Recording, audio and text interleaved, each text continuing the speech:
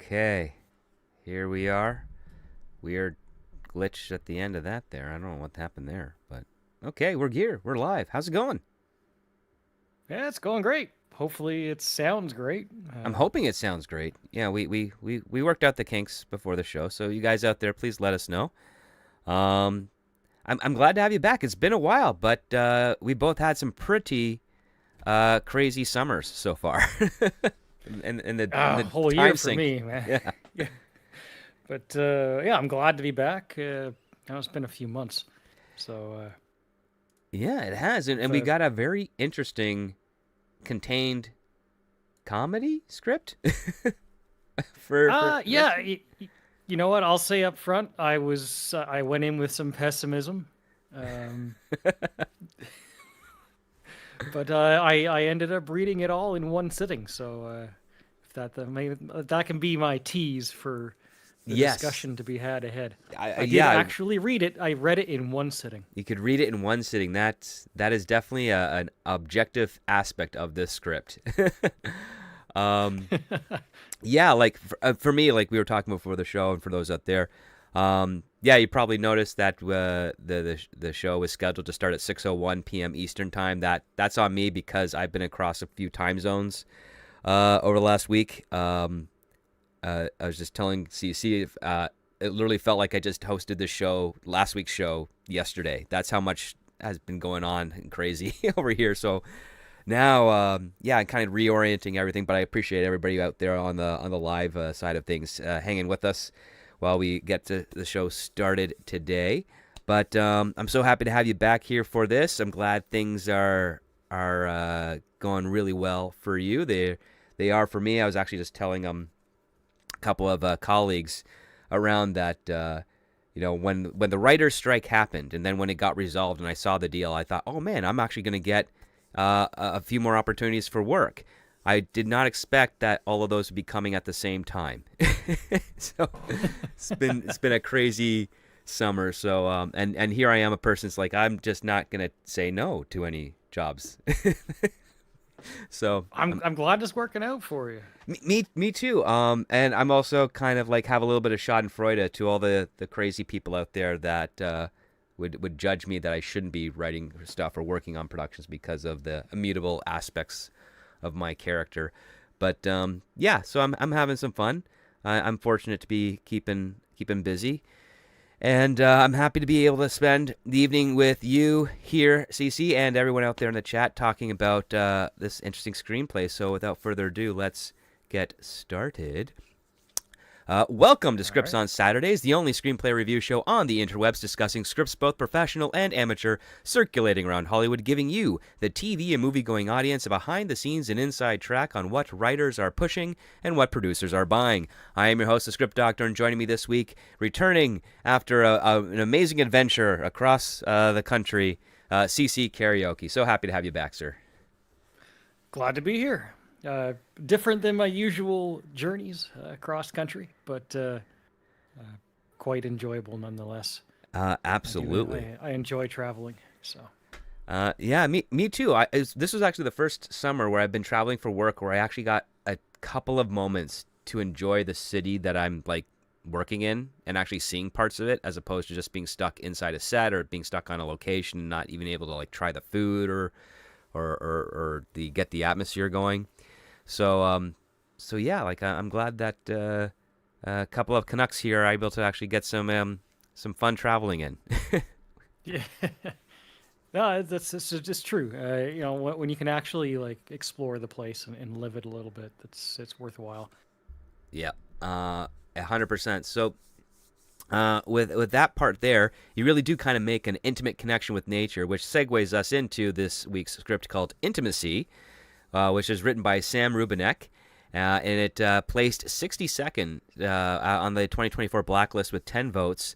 CC, please share with us the log line for Intimacy. Sure. A rising movie star and her struggling playwright husband meet with a pretentious director and a manipulative intimacy coordinator to rehearse a sex scene. Over one chaotic day, power struggles, petty jealousies, and explosive accusations threaten their marriage and the careers of everyone involved. Yes. The synopsis for Intimacy: Carson recruits her nervous hubby, Jay, for a love scene, banking on his real affection to save the day, but his panic over her topless role threatens his play's production. This stalls director Marcello, who's already juggling a resurfaced scandalous short film as he fights to finish the shoot. Meanwhile, Intimacy coordinator Perla's obsession with Carson's marriage choice derails her duties, wasting Marcello's time and amplifying the chaotic clash of their intertwined woes. With the day slipping away, the fate of the film and their careers hang in a precarious balance. So, as we started the show, this is the type of script that you can read in one sitting.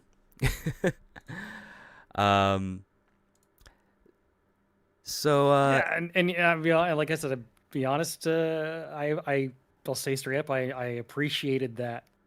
I went in with a plan. I was going to try and get through 30 pages, and then take a break, and then maybe get through another 30 pages, and ultimately, I read the whole thing in one sitting. So, yeah, same for myself. Points from me for that. Points for you.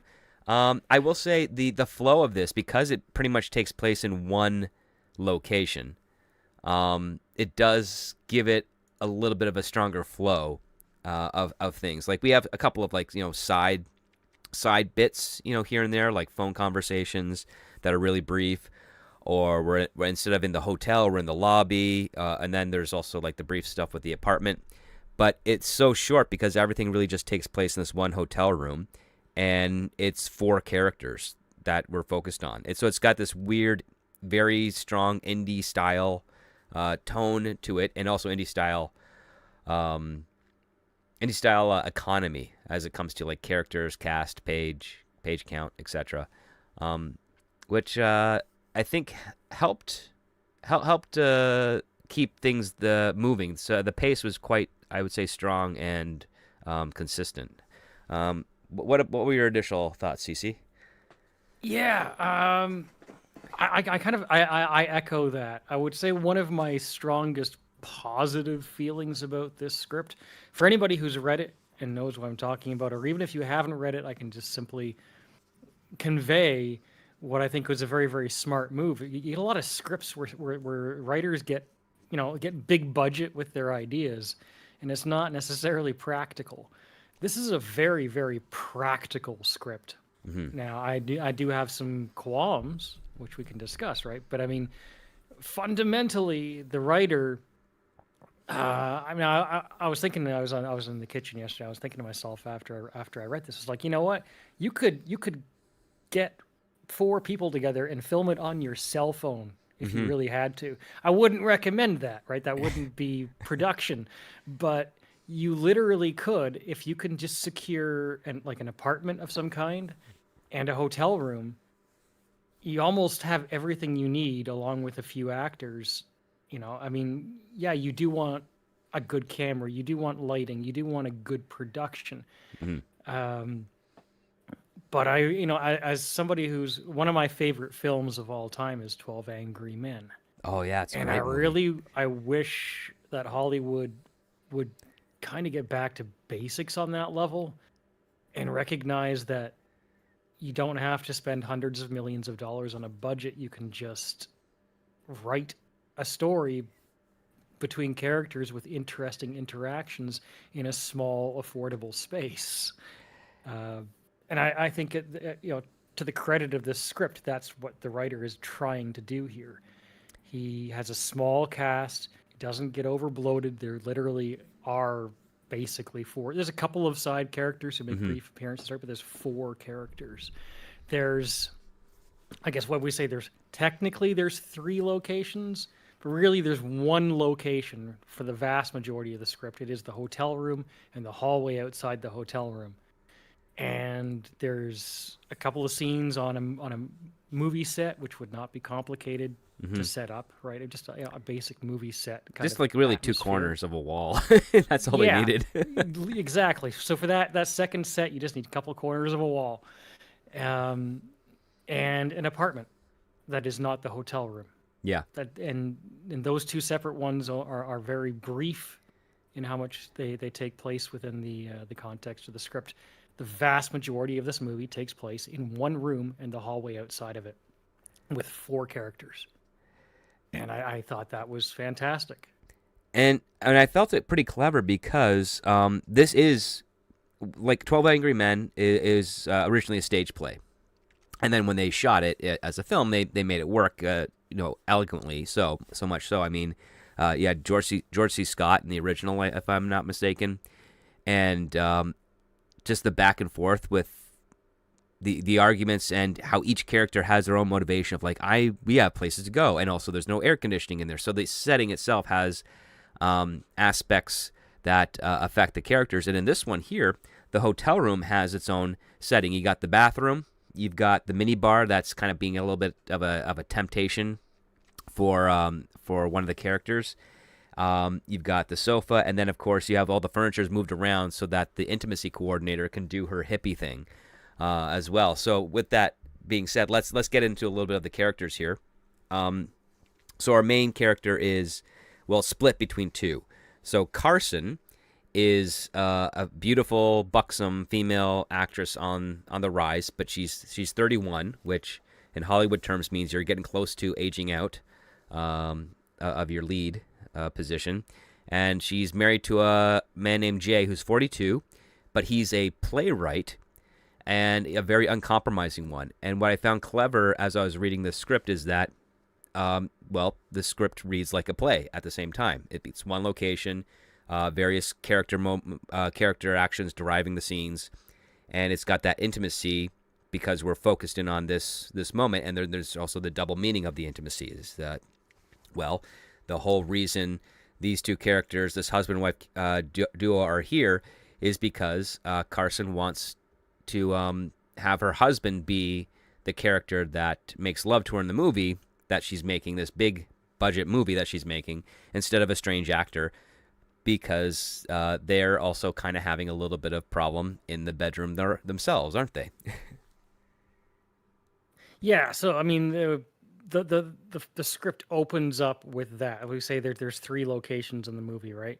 There's the hotel room, which is the principal location, but before we visit the hotel room, we see our lead couple, Carson and Jay. They are in their apartment, and Jay, I guess he's say 40. I thought he was 40, 42. Doesn't matter at this point. He's older than she is. He is presented as maybe being in a position where at least he feels that she is out of his league, because she is, again, she's presented as a beautiful Hollywood star, and he is a bit of a struggling writer, I guess one would say, but he does have credits behind him. He's not a nobody, but he lacks confidence in himself, and I don't think I felt at any point like this script was presenting him as, your typical modern weak man, but he does lack confidence in his resume, let's say, compared to his wife. He does feel that he's definitely batted out of his league, and we see that he is allowing that stress and strain of his life and that those considerations to distract him in bed, right? Shall we say? So he's not able to complete the mission, so to speak. Yeah. So I guess that it's a brief scene. It lasts a few minutes. We do also we're also introduced at that point to the fact that while Jay, the male character, is having his problems on that level, Carson, the female, clearly has a bit of a drug habit. Yes, she's and struggling alcohol. in her own ways. Yeah. Alcohol and powdery substance. That's abuse. right. She likes to what's the Japanese term for like raking sand? She likes to do that on her phone screen with her nose. So yeah. So yeah, and the thing is, both these characters are actually even though they're physically described as like relatively competent, beautiful, what have you, their flaws definitely clash. And also we find out that both Jay and Carson are actually relatively insecure with each other in addition to their positions. Carson and Jay, Jay's acknowledges that he's not an actor, and he's shocked that he's actually being brought in to be acting, because there's this whole flashback scene that's in the movie that Carson is doing. And the flashback is how, I guess, she broke up with her previous lover, and then whatever is happening in the current part of the story is her, on the rebound or falling in love with a new character. And she's the one that's volunteered that her husband be the ex-lover. Because she figures, well, we're in the day of intimacy coordinators and trying to be safe and respectful of each other's personal space.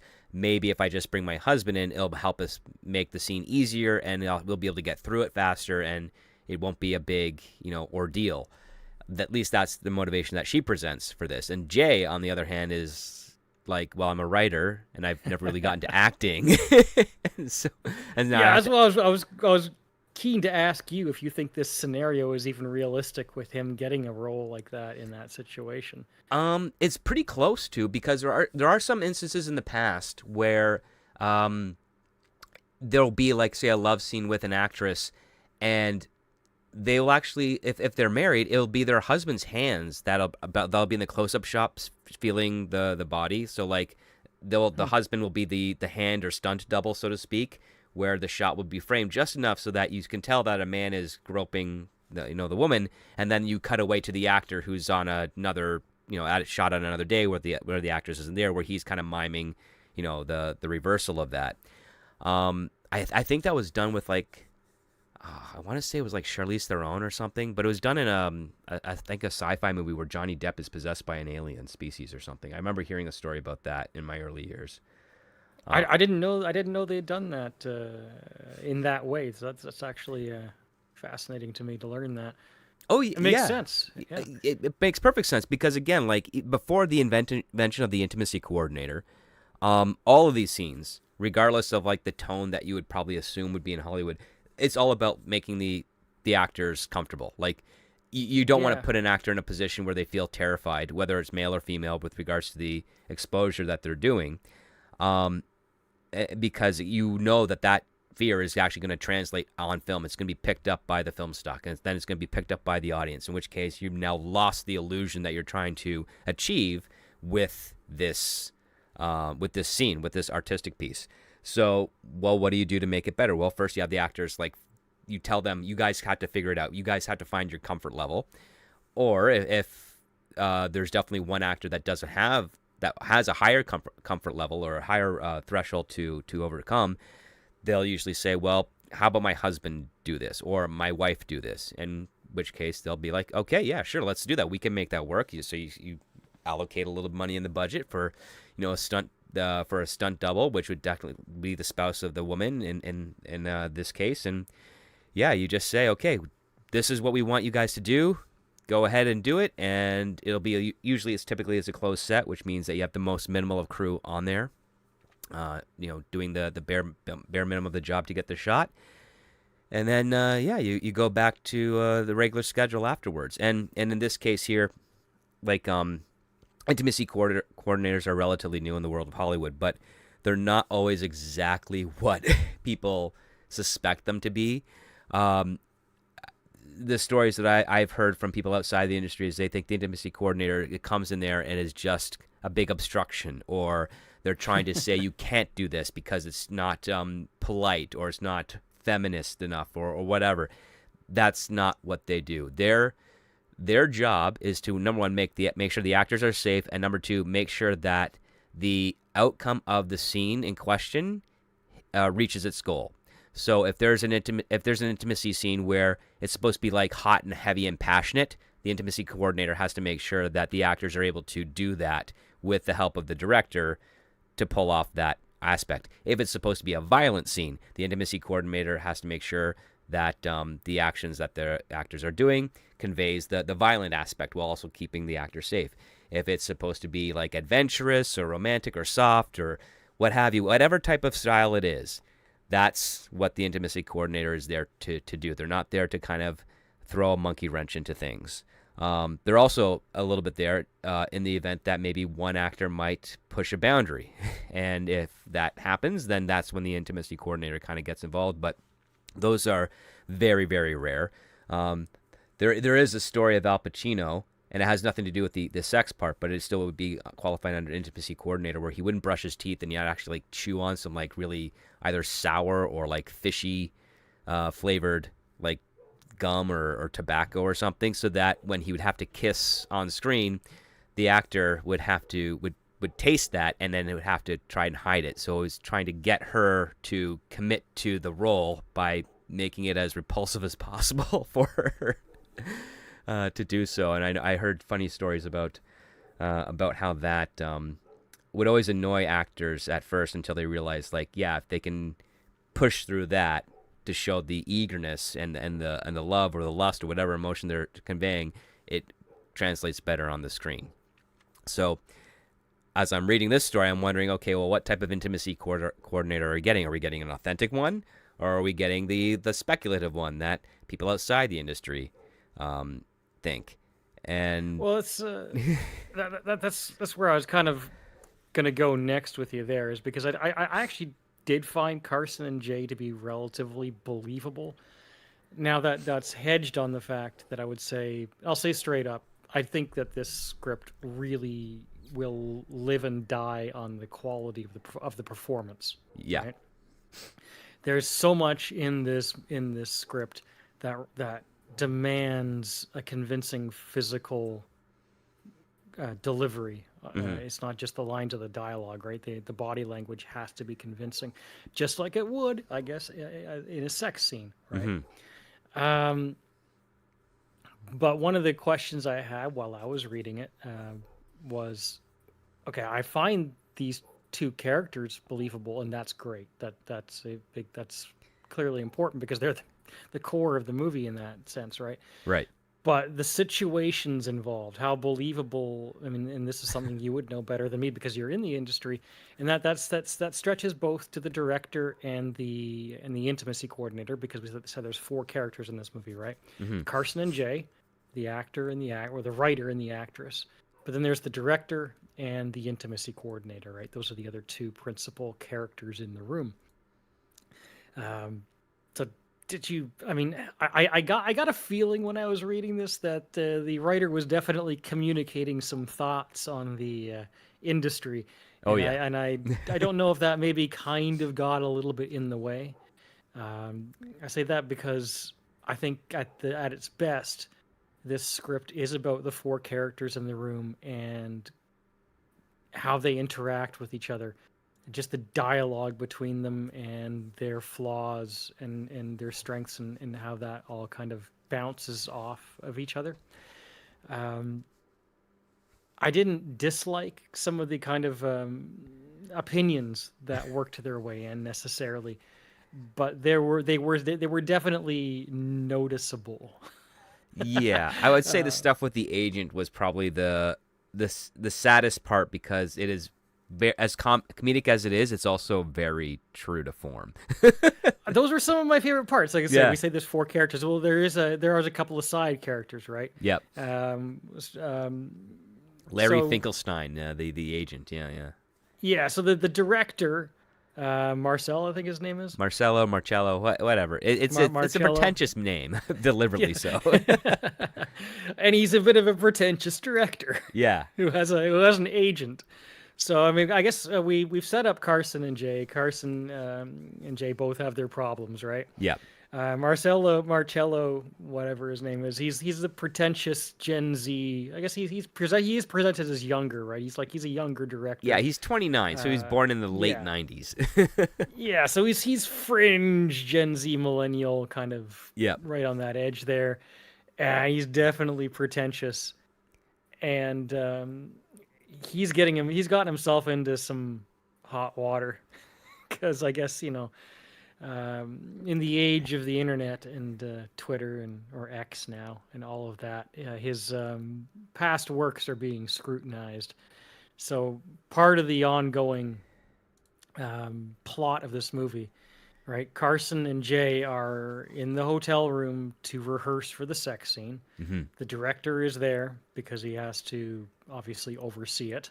Right. And he's trying to oversee this rehearsal while dealing with the fact that some of his past film work is blowing up on X and causing him some consternation, for lack of a better word. Yeah, and that's a pretty And good word because it's a short film he did, I guess, from his perspective, like 4 years ago, which he calls an eternity. and yeah, I thought it was funny. and I thought that was pretty clever. And but on top of that, like we never see what the short film is, but we get all these clues that it is highly offensive, possibly anti-Semitic, Yeah. and of course Marcello is saying, "Well, it's an allegory. It's not about this." But he never says what it's an allegory of. And I appreciate as the viewer or slash reader that we don't actually see it. It's good that it's left to our imagination, right? Yeah. But it's clear that this is a cancelable offense. And so he's trying to deal with the fallout of that while he's in the hotel room trying to direct this rehearsal, but he's also got the production going on at the same time, right? So he's also having to deal with the ongoing production of the greater film. Yep. And then we have the fourth character, the intimacy coordinator, who is clearly I was going to say, I would be curious to hear your thoughts on how realistic Perla, the intimacy coordinator, is. But from a conflict perspective, she rubs Marcello the wrong way. Oh, she And rubs everybody the wrong way. Yeah. She's nobody really wants her there. Yeah. Which is a brilliant move to do because it's very authentic. But I would say I would only see an intimacy coordinator like her on the most cheapest of independent film sets. The ones that I have run into, they are very normal looking people, and they're there to do a job. They're not trying to be psychologists. They're not trying to be Reiki people or any of that in crystal magic or what have you. They're just there to do a job. There's here's another story. This is a more recent one, but there's a Netflix show called Oblivion. It's written by the same guys that did Cobra Kai. And one of the actors there, she has a sex scene with one of the main characters. And she's done a few interviews of this, but I was also hearing it during the production at the same time. But and one reason that stuck with me is the fact that she's in the position where she's on top and she's taking charge, and the intimacy coordinator actually stops in the middle of the scene and says, young lady, you have to raise yourself higher than you're doing. Because in the scene here, he's the hero, and we want the hero to be a person that is well endowed. So you have to move yourself higher in order to convey that he is well endowed. Oh wow! And it's like, oh, took me a moment there. I thought you might raise her performance higher. No, just her physical movements. Yeah. Oh wow, okay. And of course, she thought that was funny because she's like, well, I'm a woman. I've done this before, and this is how I do it. And she's like, yes, but you have to imagine that you're with someone that is a bit more of a handful. So please, could you? Because that's what they're trying to get into the show, and you're thinking, okay, you're laughing at this, which is very appropriate, but it's like, yeah, you're really thinking like an intimacy coordinator. This is what they do. They say, yes, if our hero's doing this, we want this. If you're someone that's with a loser character, then you perform this way, because there's that subtext that they're trying to get across here. So, I mean, that's kind of the weird aspects of it, but that's what the intimacy coordinator's there to do. And in some cases they do their job really well, and then in other cases you wonder if they're being superficial. And here in the script, what I like is that it's all talk about feelings, and it's like a psychology session with someone who's clearly unqualified, and there's something charmingly fun about Perla's efforts and what she's trying. Like, all she's doing is trying to literally avoid these two, the husband and wife, from actually rehearsing the sex scene. Like, that seems to be her motivation through the entire first two acts of this script, which I thought was quite brilliant, personally. Yeah, I mean, I definitely got a few laughs out of the whole script. I would say of the four characters, the one I was most curious about, in terms of how she fits in and how you feel she fits in, was Perla, right? Yeah. And that's why I'm glad you thought it was great.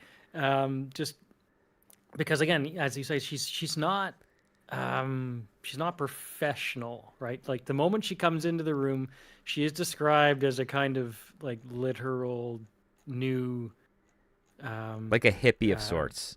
she's definitely leaning that way, right? Hmm. But it also describes her as having a whole lot more on her mind than you would, being a lot smarter than you would initially suspect, right? Yeah. Um, Now the I don't know. Well, we're not going to get into spoilers, so I won't. Right. There's one other aspect I'm not sure if we're actually going to mention, but she, for lack of specificity, unless we're actually going to get into that, um, she is obsessed, right? Yes. She has she's definitely, she has a motivation that She she has is, fanatic tendencies. Yeah. yeah, overly obsessive. Yes. So you take an overly obsessive personality, with a definite motivation of what she's trying to accomplish, and it clearly interferes with any. I mean, she's not exactly a professional intimacy coordinator, and it turns the whole thing into a psychology session, which does, as you mentioned, it does well at playing into Carson and Jay's relationship, right? Hmm. Because that is obviously, that is the relationship on which the script is built. Um, they are in conflict with one another. I didn't get the feeling that Jay really wanted to be there, but he didn't want her to be with somebody else either, right? Oh, exact. Like the thing is, like I don't ever feel like Jay doesn't actually love Carson, and vice versa. Yeah, and I loved that about it too. It feels believable. They don't hate each other. They do actually love each other, and that Hmm. comes off in the script, right? They're just, they're definitely in conflict, and it's not just about the sex. Right, It's because so Jay, one of the things that's eating away at him is that he's written a play, and he's trying to get it onto this stage in New York, and he's got to address some of the concerns by one of the producers that would be financing this play, and he has to address them in the ways of like taking their notes and then changing the play to fit that. And one of the notes that he's told is his main character at the start of the play kills a dog, and it's incredibly difficult to make that oh character yeah. likable until So, throughout the entire thing. So they're saying maybe don't have him kill a dog. okay, And Jay's like, I thought that was pretty funny. I thought that was funny too. It was almost like, I also thought it was almost too much. Just in the exact interpretation, like the writer is trying to say, like, okay, Jay is writing a script where his hero kills a dog, Yeah. and Carson's like, hey Jay, that's a bad idea.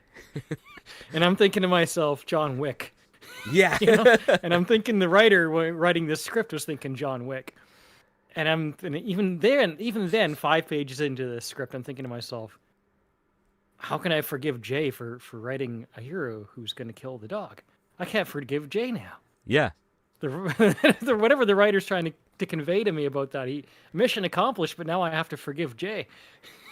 But how exactly? And this is actually something that a lot of writers try to do, especially when they're in that phase where they're either brand new and they're starting out and they want to make waves, or they're in a rut and they want to make waves. And that is try to introduce your audience to the most unlikable person at the start of the movie or start of your story, and try and make Yeah. them fall in love with this person by the end.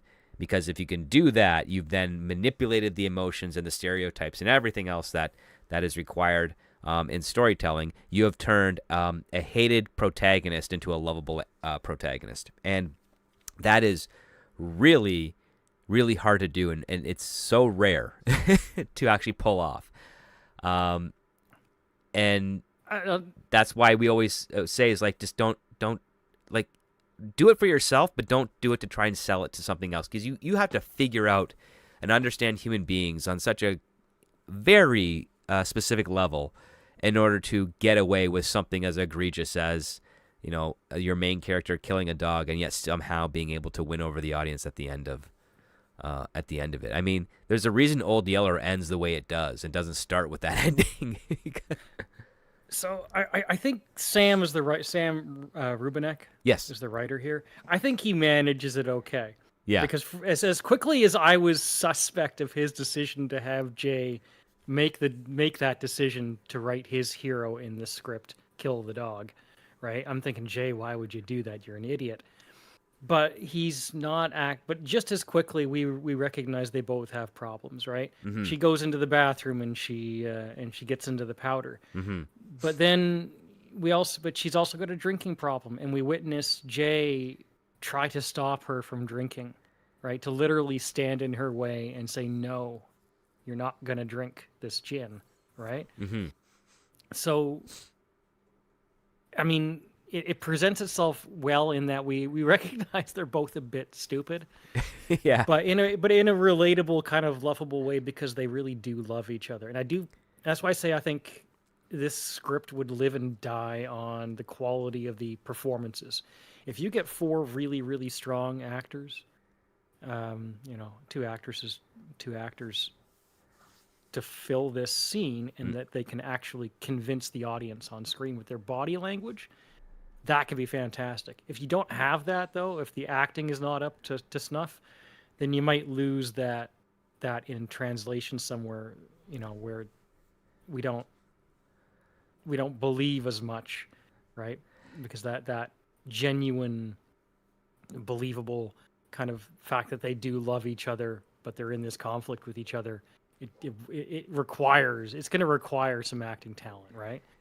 Oh, absolutely. Because if we don't believe that these two love each other and they're just kind of going through personal crises that actually don't have to do with the other person, really, it's all self-inflicted. So like Carson's personal crises is that she's caught between doing this movie and the other opportunities, and one of that opportunity is we find out that she's been holding on to a secret where she's possibly going to be able to do another project,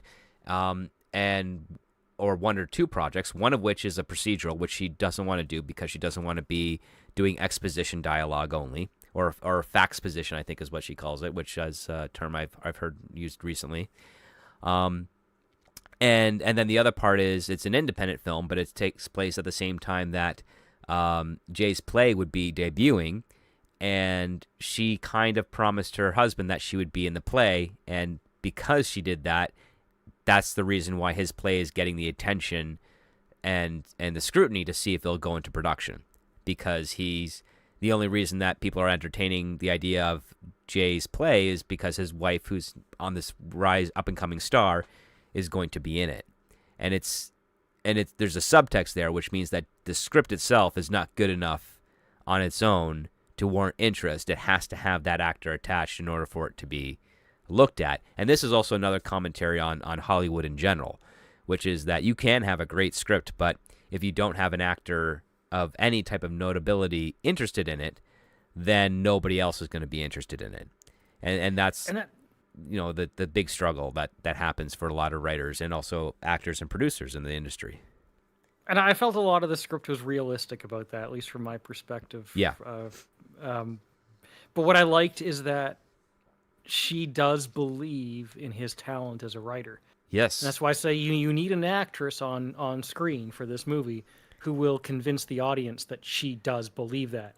Because the conflict is he doesn't really believe that he doesn't believe that she believes it, right? Mm-hmm.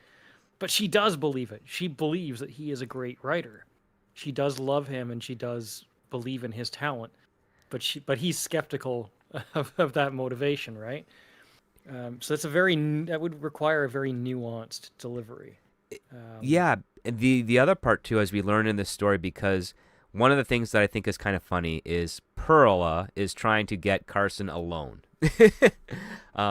Yes. Throughout this, so that I don't know if there was some like girl on girl subtext going on there. I got a little bit of that energy. I got a little bit of that energy too, but again, I was also surprised at how it went out. And then At the same time, Jay is trying to get Marcello, the director, alone, and very, very different motivations.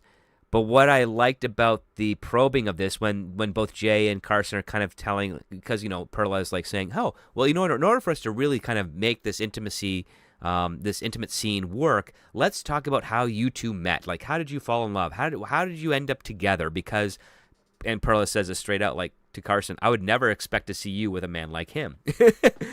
and what's funny is, so, like, we do a flashback to, I guess, like 6 or 7 years ago, where, not really a flashback, but it's told as if it were a flashback, where Jay was watching a play that Perla was in, that Carson was in, and Carson wasn't a lead in the play. She was just like a supporting character. But he was so captivated by her performance that he, approached her after the show and said how much he enjoyed her acting. And then they ended up, spending the entire night at a coffee shop, 24-hour coffee shop, just talking. And that's when they kind of fell in love. And you understand that Carson and Jay, they fell in love before there was any celebrity buzz around them. It was important, more authentic for me. Yeah, for me reading it, that was an important revelation. Yeah, it was one that I liked because it was what kind of gave Carson a foundation for her character, why she sticks with this guy Jay, and why she doesn't sort of quote unquote trade up, is because this guy believed in her with no motive. Like, he basically says, like, oh, I thought she was a great actress, and it wasn't until we started talking for hours after that I was started to fall in love with her, because beforehand he was just complimenting her and wanted to talk to her about her performance, because he's a playwright. Obviously they're always looking for actors, and Carla really appreciated that, where this was an authentic romance, and she doesn't want to lose that, and then that gives us more inkling as to why she wanted Jay to be here for the intimate scene, and I thought that was pretty cool. But then we have Perla, completely dismiss that story. She's like, yeah, okay. Well, and then, like, you're a star now. You can do better than this. Yeah, you're a star. You're this amazing thing. And then at the same time, Jay doesn't want this intimacy scene to happen. We find out. No. And we find out it has nothing to do with an infringement on his wife. It has to do with the fact that the internet has perverted intimacy scenes. And this is some interesting commentary, which I completely understand. I don't fully agree with it, but I completely understand it because that's how it works. He doesn't want his wife's bare chest on screen because it will be clipped and spread on the internet, and then the context of what it was as art is removed, and then it just becomes, adult.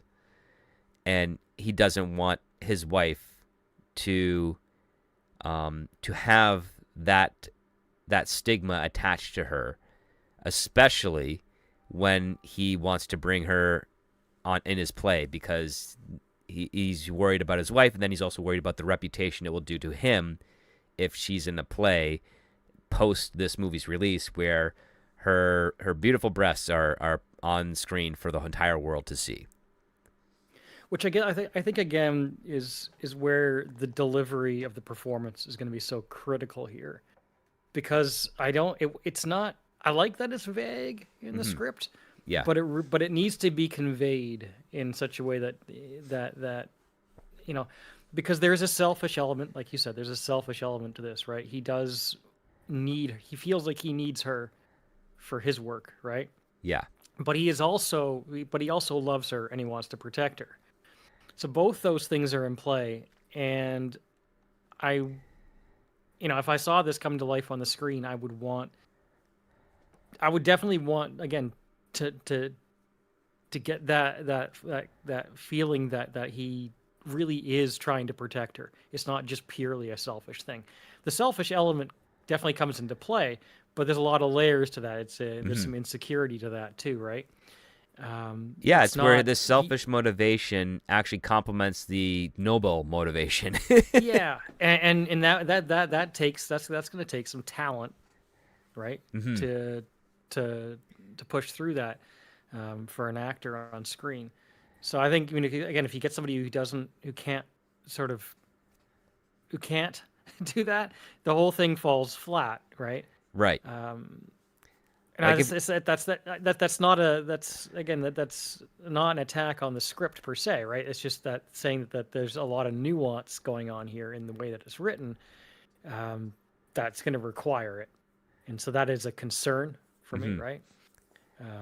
This it feels like it's a movie that could be great, it could not be great. Oh no, In I that mean sense, you right? get the actor giving him the wrong performance where instead of him when he's trying to argue that he doesn't want this intimacy scene, where he puts in the need for his wife to be in his play feels like it's on the top of his mind as opposed to it being a byproduct of another goal. Like that's Yeah, the part. Like I and mean, that would be wrong. That would kind of ruin it, you know. yeah, like I could see an actor like Bradley Cooper ruining Jay. Because he takes a lot of the stuff he does so seriously and also to the nth degree that sometimes he forgets what type of movie he's in. And one of the biggest roles I remember seeing him just not get it was in The Wedding Crashers when he played like, you know, the fiance or what have you. Yeah, There's a point in the movie where he says a line that it's supposed to show him being defeated, but it actually makes him sound like threatening, like he is a violent person. And it's completely out of tone with the rest of the film. And I'm like, did the director like not get a better take? Like, was that the best one? Did he not just well, take this Bradley's is side one and of say, the you know, we're in a comedy, right? it's one of the jokes about the director in this film too, right? Yeah. Marcello, is he's one of those directors who has to take 50 takes of the scene. Right. Because he's trying to get the actor so exhausted that they're no longer performing and they're now being or something of that nature. And that's another common trope, especially from the independent side of things, where people are taking the craft beyond the serious level that is required of it. And I will s- I will say that this is presented like it's not a top level film in you're that right, sense, yeah. right? But it has Carson in it. But it So has Carson in it, so it's going to elevate it, right? Like Carson yeah, is, I mean, for lack of a better term, she's the it girl of this movie of yes, this world right now. and she is the most powerful person in the room. Yeah, Again, I don't know how much we're going to get into those details, but as we've discussed so far, she is the most powerful person in this room. Marcello is 29. He is not a director with a resume, right? But he's definitely got a huge ego, yep. and he has an opportunity. Um, I don't know that it's ever really insinuated that this is a high budget production either necessarily. No, it's Um, insinuated as like an art drama, like a dramatic yeah, film. So maybe like, you know, a Body Heat or some sort of, you know, that type of, you know, maybe Fatal Attraction, Hand That Rocks the Cradle type of thing. Like that's the vibe I was getting from this. Um, and and I liked how the director is so he's got a narrow perspective and then his own form of obsession because he's just like drilling away when we introduce him. He's just drilling away at this actor, trying to get take after take. And his first AD is saying, you know, number one, we have to make our day, and number two, we're 2 hours late into lunch, and these guys need to like you know recharge. So, do you want to yeah. like explain to the producer why you're spending more money than we need to, or are you going to maybe just you know accept the 50 odd takes we have of this guy and maybe one of those is actually going to work out well, and you don't have to worry about keeping it at it until nightfall comes, and we've lost a whole day of work and progression. And that was good. It happens early on. Yep. I don't know, 10, 15 pages into the script. And it definitely lets us know that he's not completely in control, right? And he's not disciplined either. Yeah, he's No. at the whim of his emotions.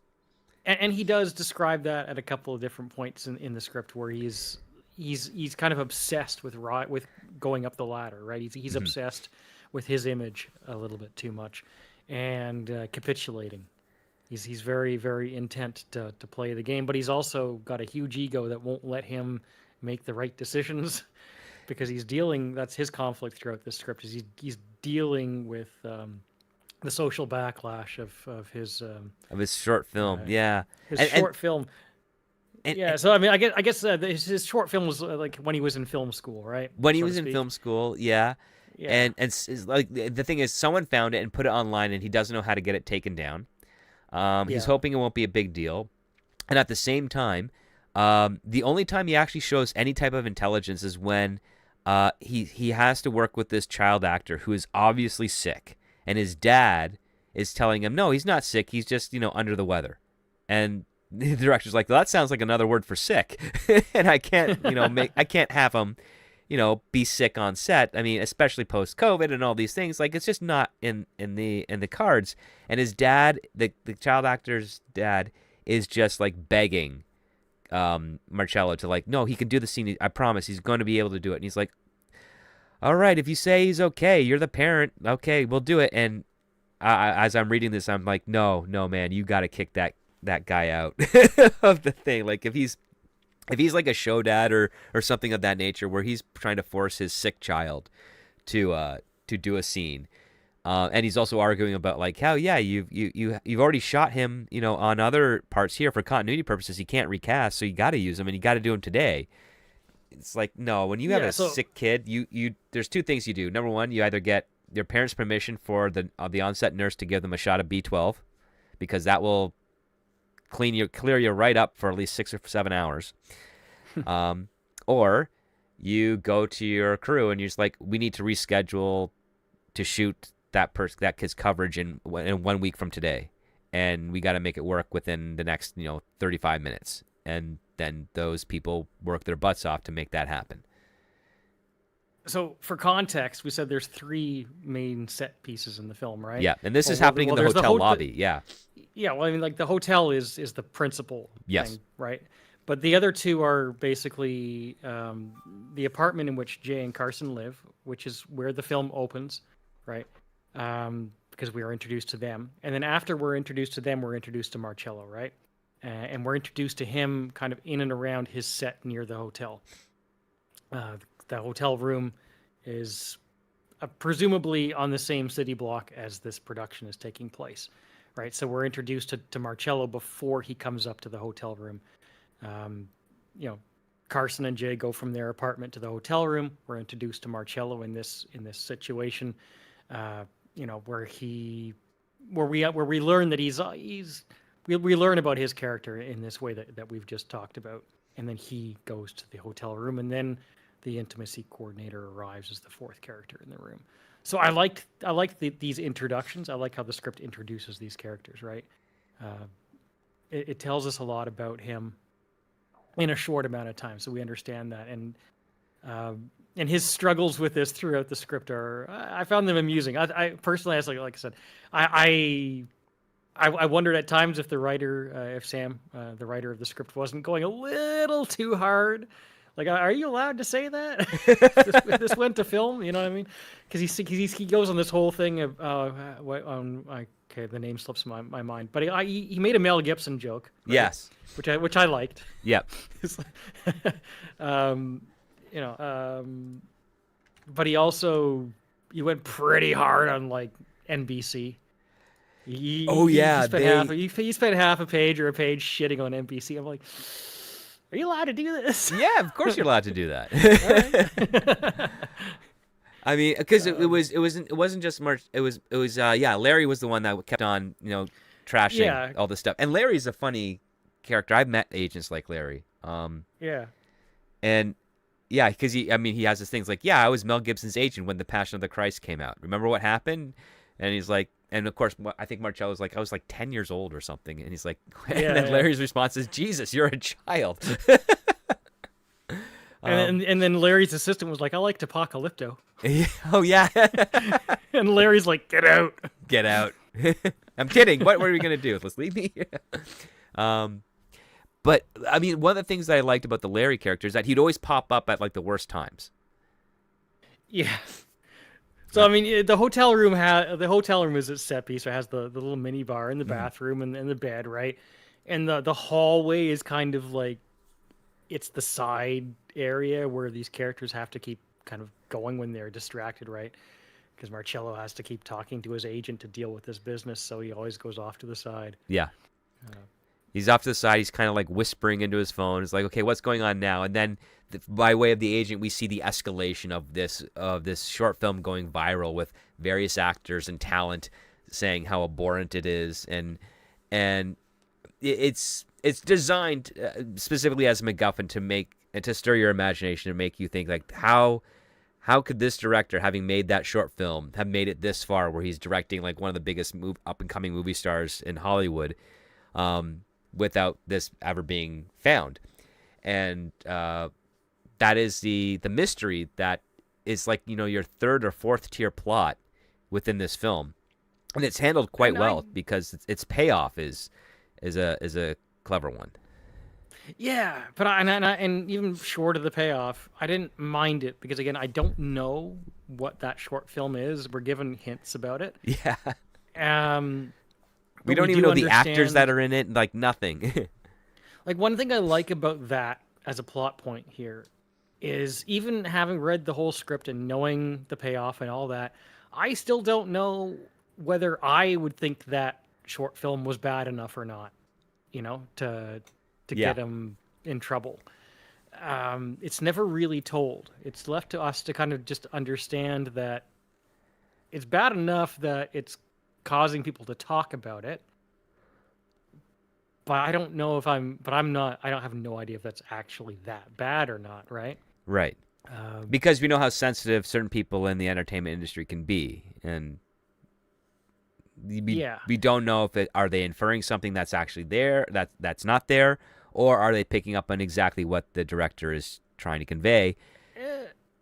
And Marcello, as a director, as we understand, he's got a big ego. He's not savvy enough. Mm-hmm. He's made it to this level, but he wants to go higher, but he probably doesn't have the skill set, right? Right. And this is part of illustrating that part of his character. He does not handle this very well. No. This is actually something that he could have worked his way through. And there are points where it's like, dude, you had a way out of this, you know? But he's not skilled enough to do it. And we've all seen that. Oh. Part of the issue can be the quote unquote mistake, but how you deal with it? How you deal with it is really the test of metal, because there's when Larry first calls him, he says, "Hey, yeah, this thing is getting traction." Larry's saying, "Okay, I think we'll have my assistant write up a statement for you," basically, you know, apologizing. And Marcello is like, "I didn't do anything wrong. It's a film. It's an allegory. It doesn't mean this." And then Larry's like, "Well, you know, some people think it's anti-Semitic." And he's like, "I never said that. No, if you do that, I'm going to be admitting that I'm that, and I'm not." And that's what he's trying to argue. But Larry's saying, "Listen, I've been in this business for 60 years. This is how we do these things. We have to get out ahead of it. We have to frame the narrative." Like, he's giving him all the talking points here. And then Marcello is like, "Well, no, we're not doing this." And he hangs, and he's like, "I got to get back. I'll get back to you later." He hangs up. And then we go through Perla trying to essentially break up Jay and Carson, by getting them to just talk about their feelings and talk about what's bugging them, so that they can just have it all off their chest, so that they can be completely on cloud nine, so that they have no weights bearing down on them while they're trying to do this intimacy scene. And every time Marcello is trying to like get his own opinion in on what he wants to shoot and how he's going to shoot it, Larry calls him up and says, "Okay, so this thing escalated now." and why? How did it escalate? Well, it's because what Larry did in between the phone calls. Yeah, so Larry's maybe not. I mean, he's presented as somebody who is certainly capable, within the fact that he clearly has a long list of clients, and maybe Marcello is not his most important one, clearly. But whether or not he's necessarily helping Marcello through this situation is also debatable. Very debatable. But, and it's funny the way that you see how he handles the situation. Yeah. But again, let's say Larry is not a total idiot either, right? No. Like, I mean, Larry, I would say we're given enough to wonder whether or not. because Marcello definitely is not confident that this guy is representing him particularly well, right? Um, and we have doubts about that too. But Larry also offers Marcello ways out, right? I Yes. mean, like at the end of the day, again, I won't get into specificity on every detail, right? Mm-hmm. Because we usually don't discuss the last certain 10 or 15 pages of the script, right? Right. But as much as Larry's not necessarily helping Marcello's also not helping himself. I guess that's what I'm getting to. Oh yeah, yeah. Marcello could have helped. He could have helped himself, but he didn't. Right? He does bear that responsibility because he's not. Like I said, he wants to go higher in the business. He probably doesn't have the skill set to do it. But I enjoyed that part. I enjoyed that. I guess I got some good laughs out of it, right? Because he is just he's a completely pretentious 29-year-old Yeah. who's a bit above his level. He's at the perfect age to think that he knows everything. And Yeah. I thought that Sam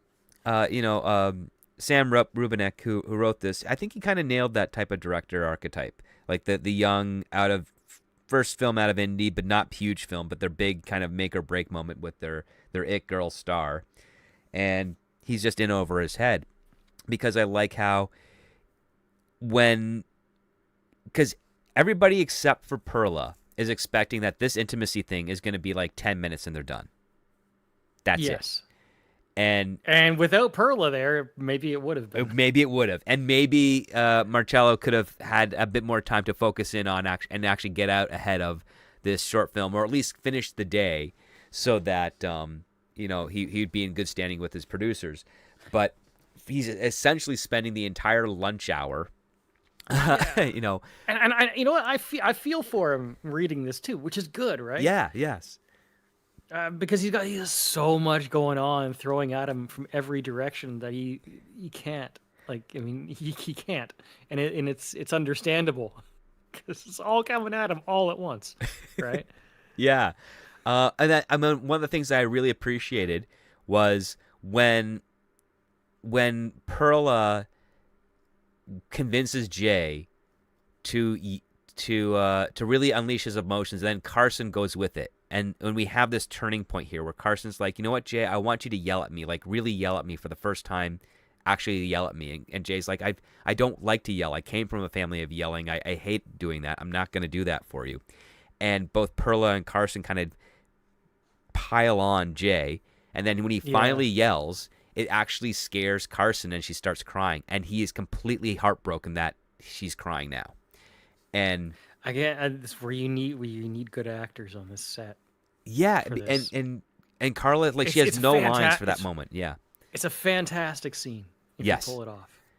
Oh, it would be brilliant, because all Jay's doing is like begging for forgiveness. I'm so sorry. Like, I didn't want you to scare you. I didn't want that to happen. And then Perla is a little subtly gaslighting Jay. And this is where, and what I think is kind of funny about this is that this is where Marcello says, you know what, I'm going to go down and maybe see where they're at on the set, do my job. No, I loved that line. And again, you get an actor who just kind of delivers it the right way. It's like, right. Yeah. that oh God moment. Yeah. And what's funny is, as he goes down there and he's about to get set up, this I thought was actually kind of hysterical, because this would almost never happen. But he's there, and a union rep from SAG-AFTRA shows up, basically with a grievance to the director saying, we got a complaint that you're forcing this sick child to be in your movie today. And Marcello's like, what are you talking about? And this is all happening at the same time that Jay is getting desperate with him too, right? Yeah, exactly. Jay's getting desperate with him too. His assistant is telling him, like, the social media, the virality of the virality of the video of his short film is like just exploding. People of various levels of celebrity are making horrendous comments about the director for making this thing, and he's like, well, give me some names. He's like, you don't want the names. And he's about to get sued. Yeah, and he's probably about to, and now he's about to get sued. And what ends up happening is he basically just tells the union rep, he's like, that guy, that father told me his son was good, that he was healthy, that and he begged me to keep him in the movie. And what he does, he storms towards the trailer section, bangs on the door, talks to the dad, who then says, yeah, I don't care what you say, Mr. Marcello, I'm not having my kid be in the scene today. He's too sick. And then Marcello just grabs him by the collar, and they just get into a fist fight, like right there on the set. And of course, people are taking photos of this. So now you have a director who is associated with a controversial film from film school, and now he is beating up the father of a sick kid that he is under that through the reputation is led to believe to have tried to force that sick kid to work today. Oh, and the sick kid is standing in the doorway, watching the whole scene unfold. Yes. It's like the kid's watching his dad get beat up a little. And then we do, I think what was brilliant is that we don't get a resolution to the fight. We cut straight from there. We go back to the hotel room. Carson is kind of like sitting on the bed. I think, Perla is in the washroom, and Jay is outside, and Carson literally like runs to the liquor, to the fridge, to the mini bar. Yeah, soon, because as we mentioned earlier in the script, Jay is blocking her from the drinks. From the drinks. He doesn't want her to be drunk, yeah. Yeah, Jay knows she has a problem, and he is trying to help her, to protect her, and he loves her. Well, the moment he is not there to block that fridge... She downs one bottle of gin, like one mini bottle of gin, then tucks it under the pillow. And then another one. And then as soon as he comes in, she's like midway through the third, and he's like, really?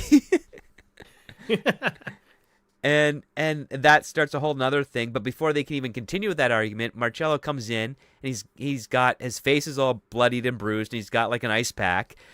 And they're like, and Carson's freak is like, are you okay? He's like, I'm fine. Are we done yet? Can I shoot the scene or not? And of course, Perla is saying, no, we have more things you have to explore here. And I like the messiness of the day, because it really does balance. It's quite balanced. It keeps things chaotic and interesting. And there's definitely a very serious tone here. Yeah, but it's also a comedy. It's a very dry comedy. Yeah. Yeah.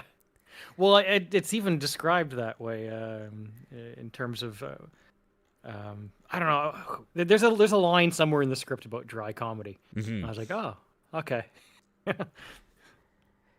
And I like the fact that it's a weird.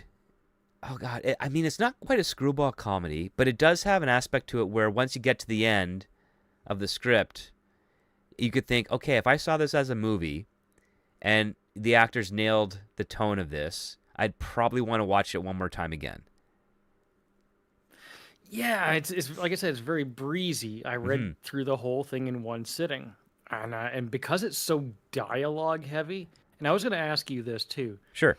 Most of this 102 pages is dialogue. Yeah. Right? There's very little direction in terms of,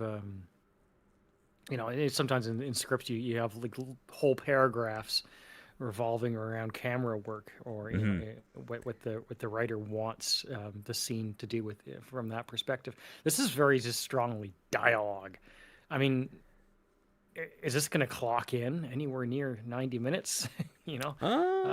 Maybe it can if you deliver it with. Well, first of all, what do you think? I think with the stuff between Marcello and Larry, you can tell is fast paced.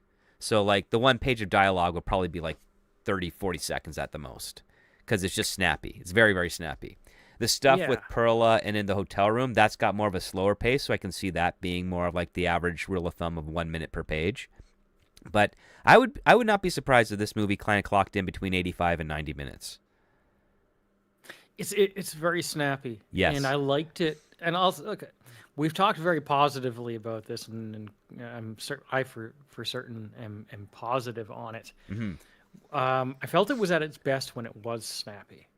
Yeah. That's not at all to down on the parts that would be filmed more slowly. I thought those are some of the most powerful moments.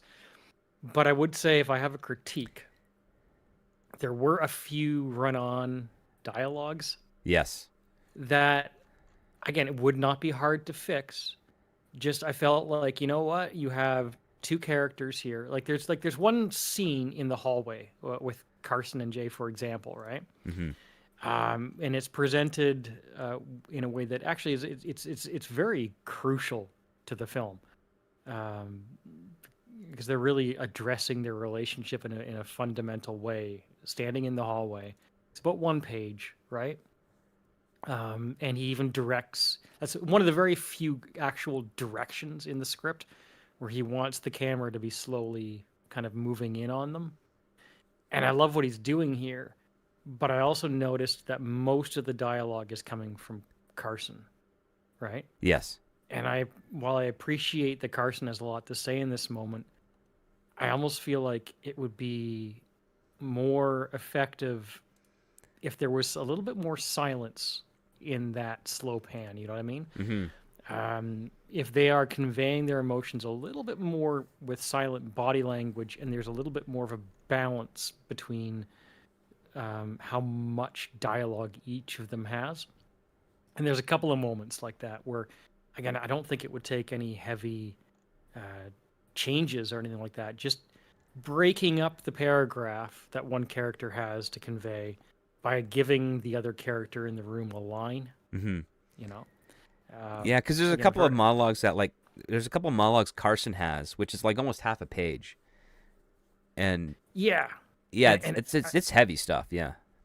And I'm, like I said, I'm fine with it, but I think it would go a long way to just break up that paragraph a little bit with something, right? Mm-hmm. Not something that's going to break the tension, but just give the other person in the room something to say, right? I even came up with something. I think it was on page 49 or 59, if I can bring it up, because this, again, it's not that wild. I don't know if I can find it, and I don't want to create dead air on our show. No, it's okay. But, I'm sorry, in your show, but it's like there.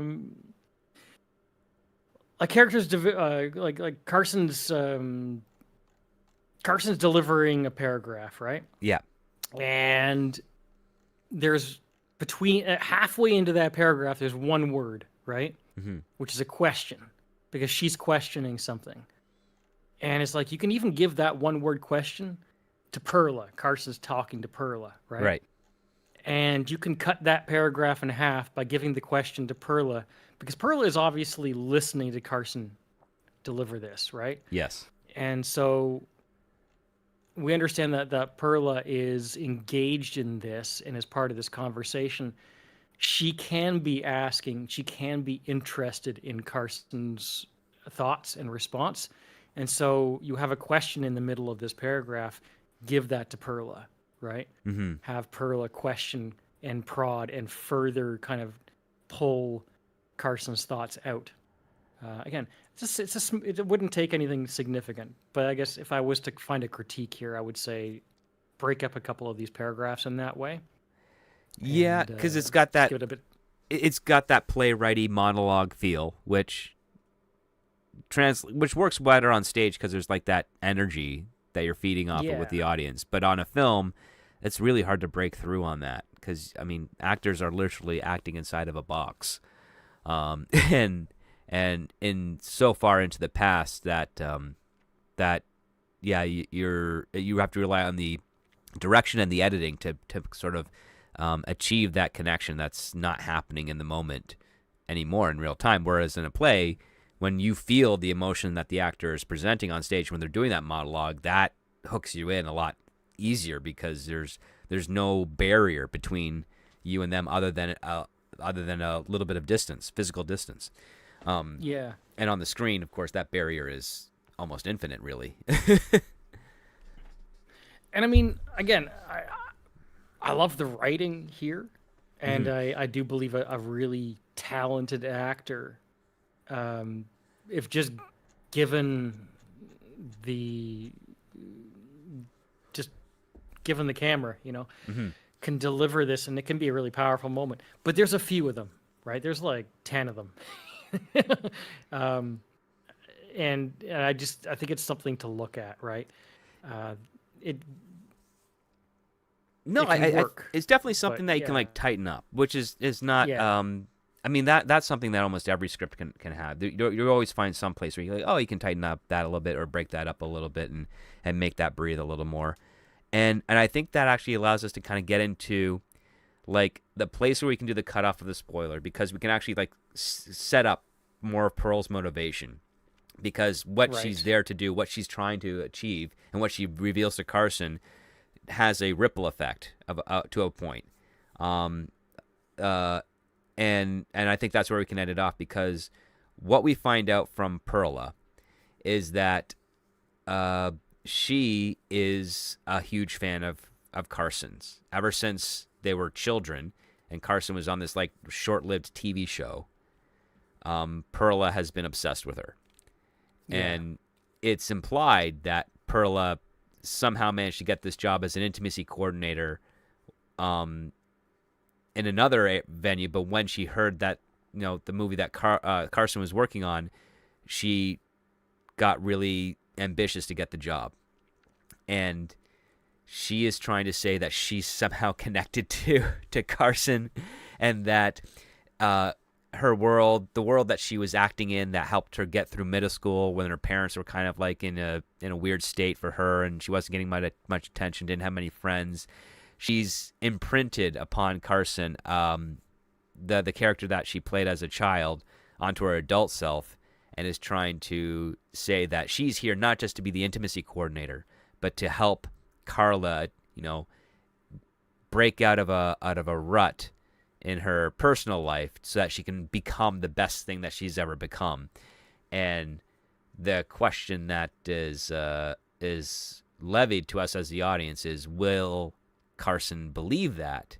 And if she does, what does that mean for her, Jay? And if she doesn't believe that, what will Perla do when that request or that effort is rejected? Yeah. And I found that fascinating. I did too. I found the question of that the subtextual question of that moment, and then how Carson reacts to it, pretty good. Yeah.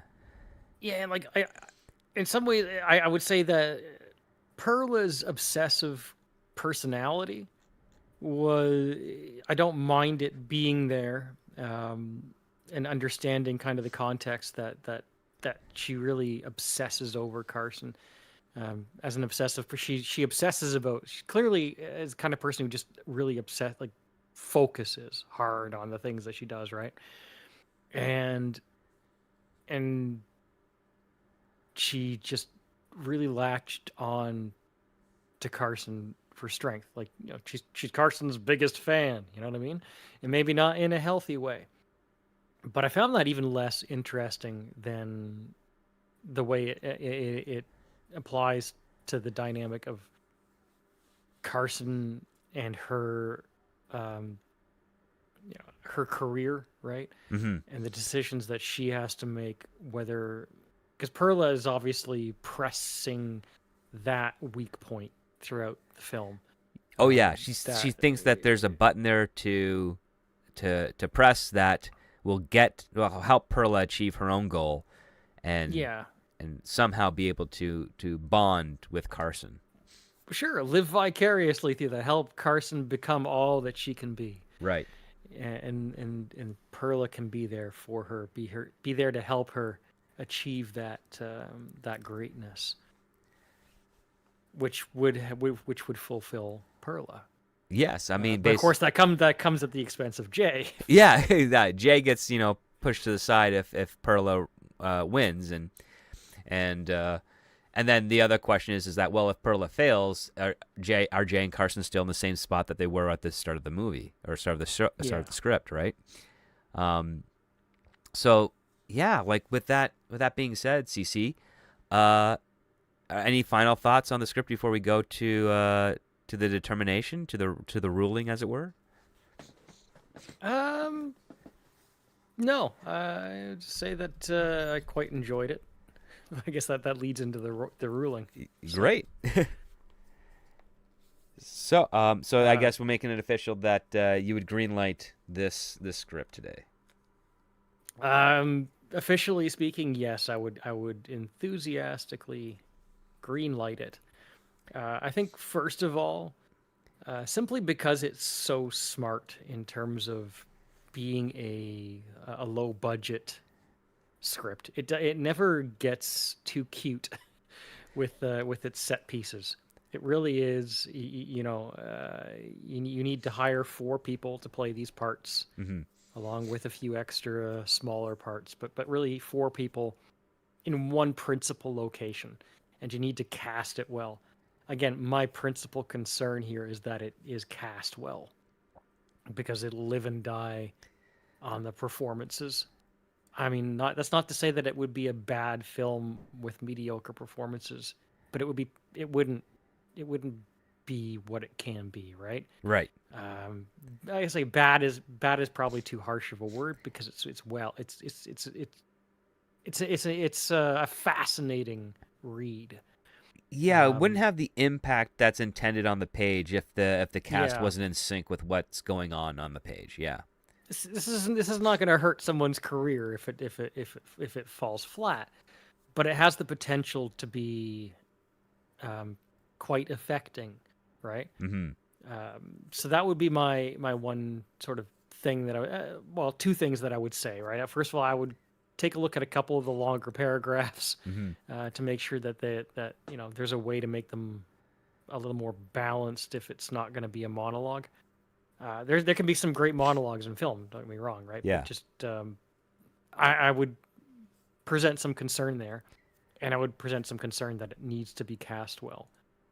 But because it can be done so cheaply, it's almost like for that alone, it's an obvious sell because you can do it on a budget, you can do it well on a budget, Hmm. and then whether it goes to theaters or whether you sell it to a streaming service or however you were to distribute it, it's it's very easy to win on, right?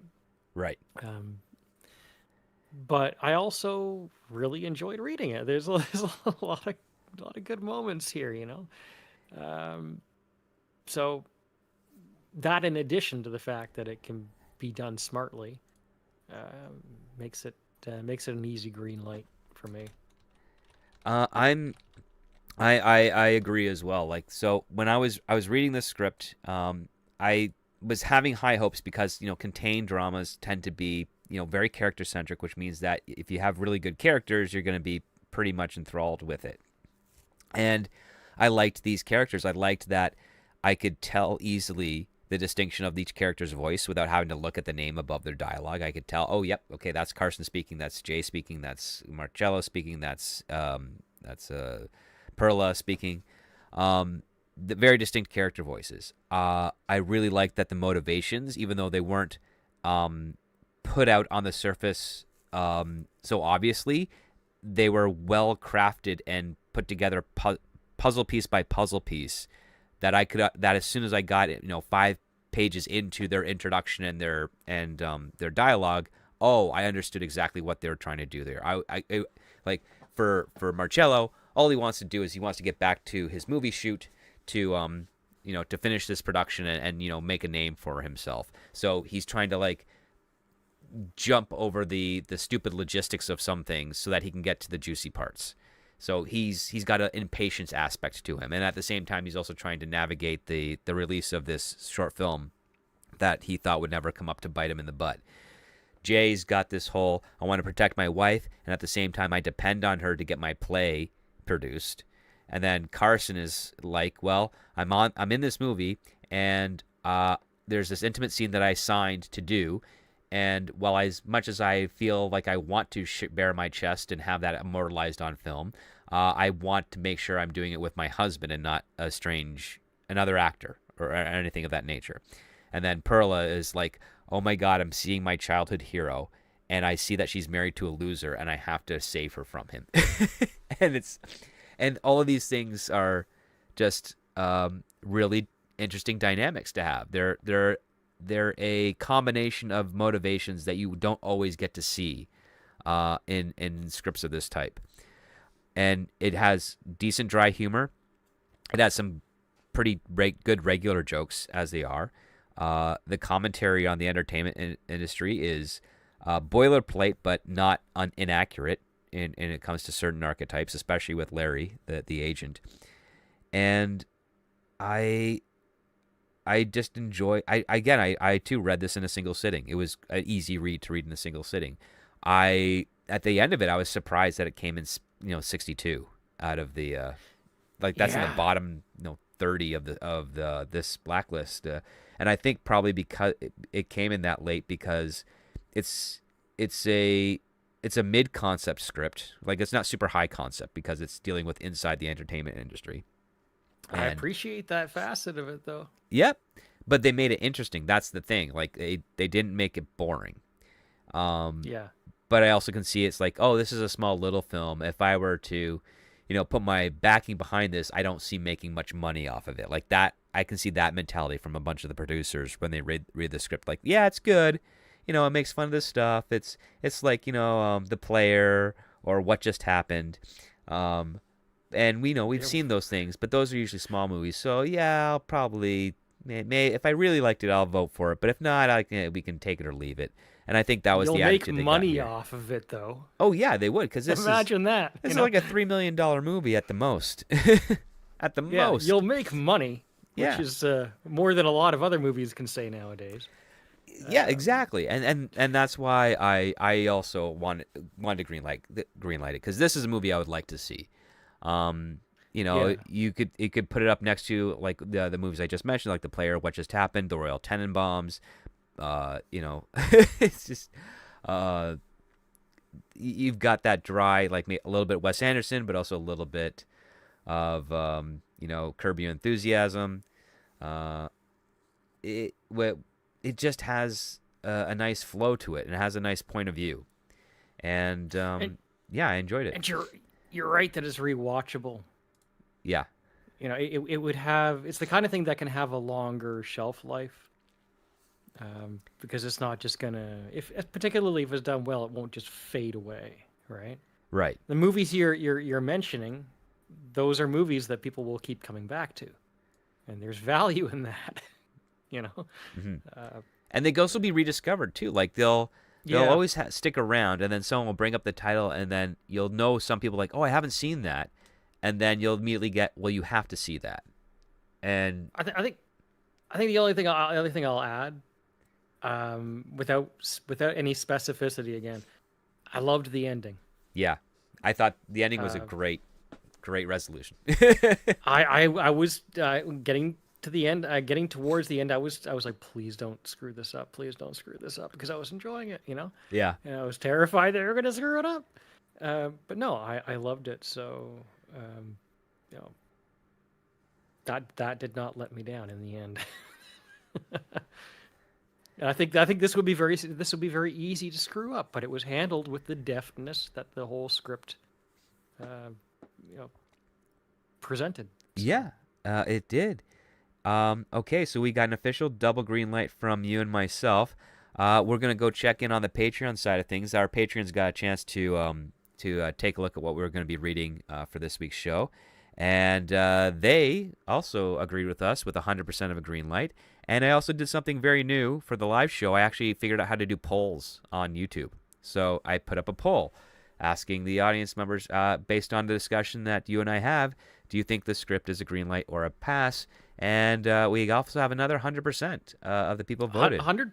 Yeah. 100% on both sides. 100% on both sides. That's good. I think that's great. I think if Sam Rubinek is listening to this, he should be very happy that your average audience, people from all over different parts of the world, have resonated with our discussion of the script without spoiling its ending, but also giving just enough details to make them, ideally remember this story if it ends up going into production, and maybe comes across their screens on streaming, or maybe their newspaper listings for theaters, if people still read newspapers for that. I think Or you that'd know be what? fantastic. You can probably produce this independently if you had to. I would hope so, because I think studio notes, like big studio notes, would probably do worse to help it than to benefit it. Yeah. Again, because it's so budget friendly. Yeah. You can if you make it well, then you can sell it. Right? hmm Um, Oh, I mean, well, that's the trick with every movie, regardless of the budget. You make it well, people are going to show up. But this one oh, here, sure.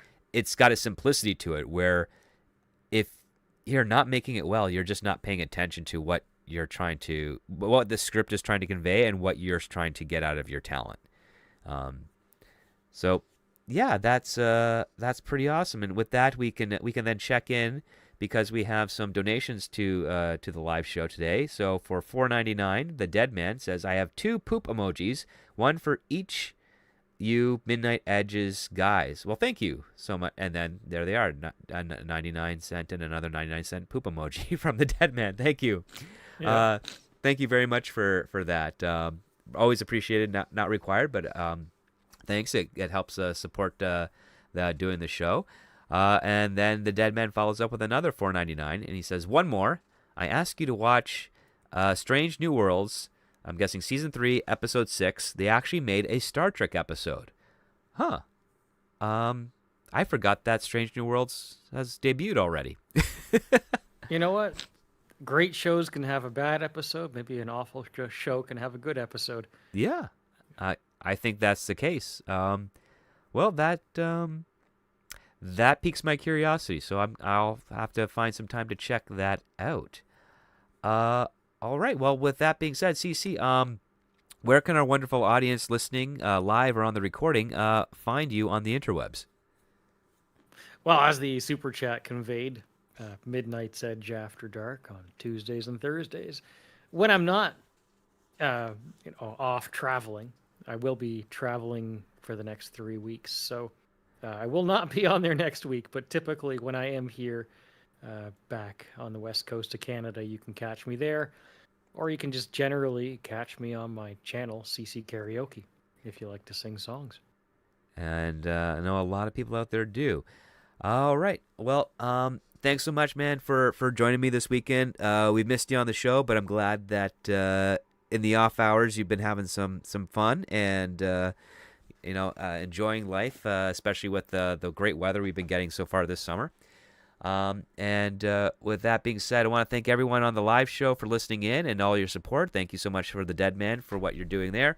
Thanks, of course, always to Darren M., who mods in the chat for us. Always appreciated, and thank you very much for sharing those links out there. For those that are listening on the recording here on YouTube or over on Patreon, I want to thank you so much for your support. It really helps go a long way with us. And we also like the fact that we get to share these scripts with you and our opinions and stories about them, so that you guys out there can see that, yep, even though the big parts of Hollywood are giving us some lackluster ideas or lackluster stories, there's still writers out there trying to impress us with their character work and their own points of view and scripts. So that's why we do this show. With that being said, I wish you all a great weekend. And until next time, guys, remember, when it comes to great story, it all starts with the script.